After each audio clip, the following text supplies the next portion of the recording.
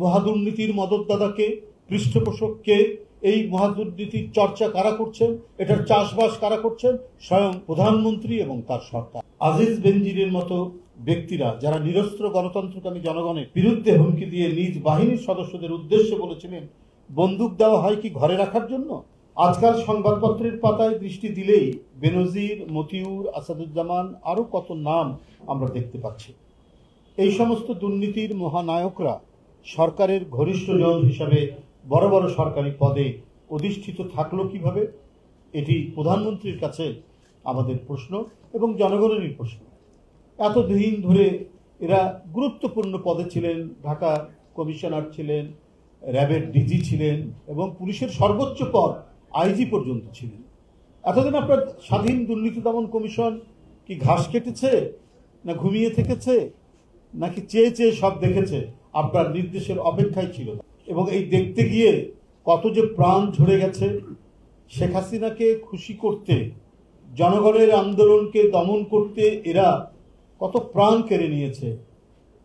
গণতন্ত্রকামী মানুষের কতজনকে যে তারা পঙ্গু করেছে, অন্ধ করেছে, তার কোনো ইয়াত্তা নেই।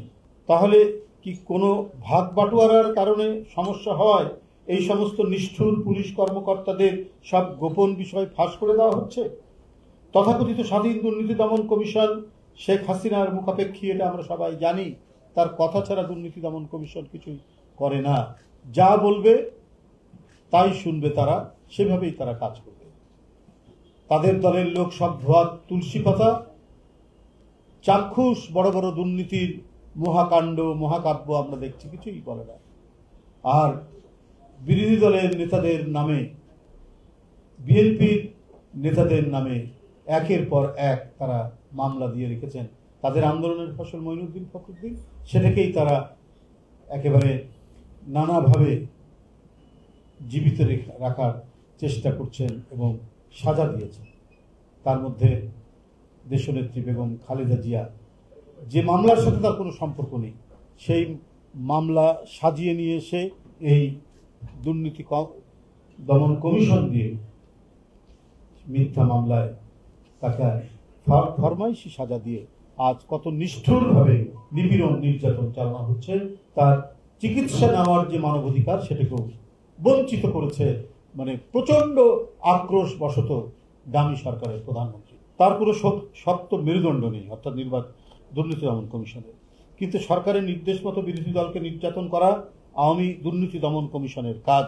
তা না হলে বিগত 15-16 বছরে আওয়ামী লুটপাটের সরকার যে অনিয়ম, অপচয় এবং মহা দুর্নীতিকে দুর্নীতি দমন কমিশন কার্পেটের তলায় ঢেকে রেখেছে, সেই কমিশনের দ্বারা প্রধানমন্ত্রীর ঘনিষ্ঠ পুলিশ এবং সরকারি ঊর্ধ্বতন কর্মকর্তাদের দুর্নীতির সঠিক তদন্ত হবে বলে জনগণ বিশ্বাস করেন না।